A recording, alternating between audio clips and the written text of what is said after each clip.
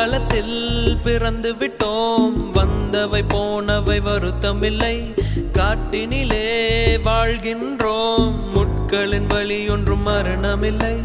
இருட்டினிலே நீ நடக்கையிலே உன் நிழலும் உன்னை விட்டு விலகிவிடும்.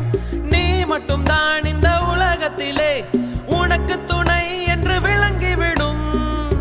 தீயோடு போகும் வரையில் தீராது இந்த தனிமை.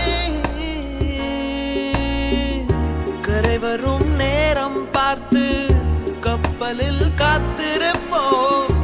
எரிமலை வந்த